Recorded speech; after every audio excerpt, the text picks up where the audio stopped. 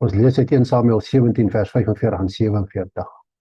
Maar Dawid sê vir die Filistyn: Jy kom na my toe met 'n dolk en 'n spies en 'n swaard, maar ek kom na jou toe in die naam van die Here die Almagtige, die God van die linies van Israel, wat jy verkleineer het.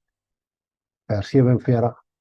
Dan sal hierdie hele skare besef dat die Here nie deur swaard of spies verlos nie, maar dat die oorlog aan die Here behoort en dat hy julle in ons mag oorgee.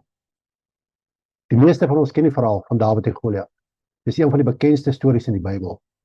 Maar baie mense mis die presiese rede waarom Dawid gewen het. Was Dawid sterker as Goliat? Nee. Was hy beter opgeleid? Beslis nie. Het hy beter wapens gehad? Beslis nie.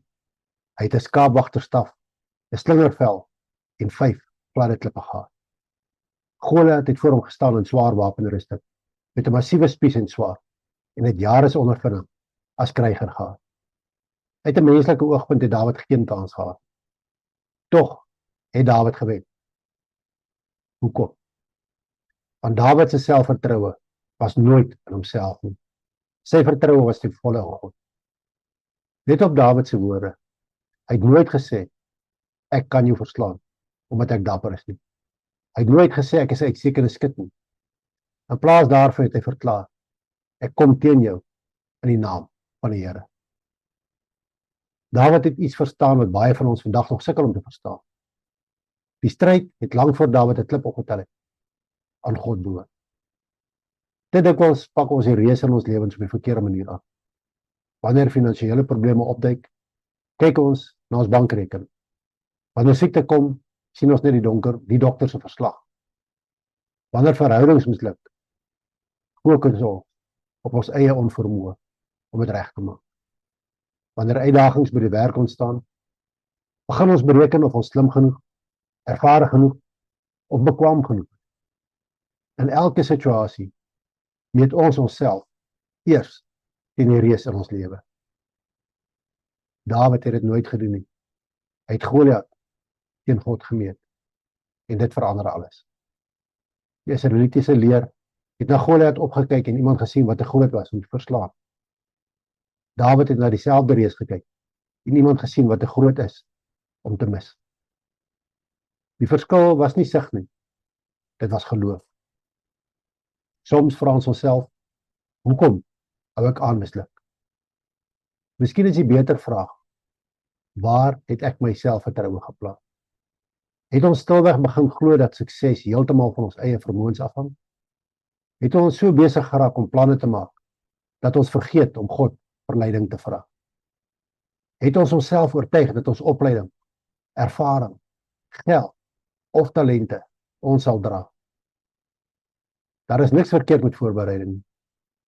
Dawid het met sy slingervel geoefen terwyl hy sy pa se skape beskerm het.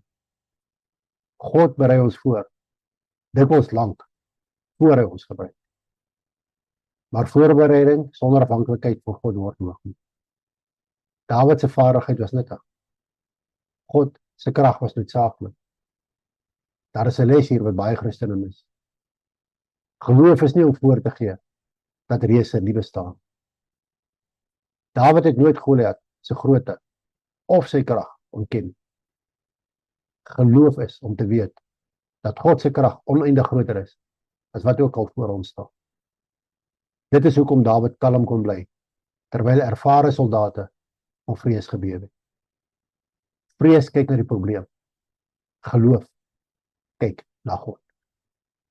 Die vraag vir ons vandag is eenvoudig. Sien ons reëse deur God se oë of sien ons God deur die grootte van ons reëse? Elkeen van ons het 'n Goliat. Dit kan vrees wees, dit kan verslawing wees, dit mag teleurstelling wees, dit kan angs oor die toekoms wees, dit kan finansiële druk wees, dit kan selfs twyfel wees. Wat ook al die reus, onthou dit. Dieselfde God wat saam met Dawid gestaan het nie verander nie. Hy is steeds die Here van die leers. Hy is steeds in staat om te bereik wat vir ons as mense onmoontlik lyk. Dawid leer ons dat oorwinning nie met krag begin nie. Dit begin met vertroue. Voordat hy oor die klip opgegooi het, het Dawid reeds in sy hart gevestig.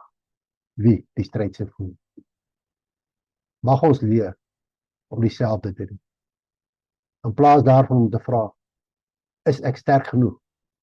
Laat ons begin vra, vertrou ek die een wat is? Wanneer ons vertrou op God rus in plaas van onsself, ontdek ons wat Dawid reeds geweet het. Oorwinning behoort aan die Here. Hemelse Vader, vergewe ons vir die tye wanneer ons meer op onsself staat maak as op U. Ons bly dat ons dikwels fokus op die omvang van ons probleme in plaas van die grootheid van ons God. Leer ons om U te vertrou soos Dawid, met onwrikbare geloof en volle vertroue in U krag. Help ons om elke reis in U naam te trotseer, wetende dat die stryd aan U behoort.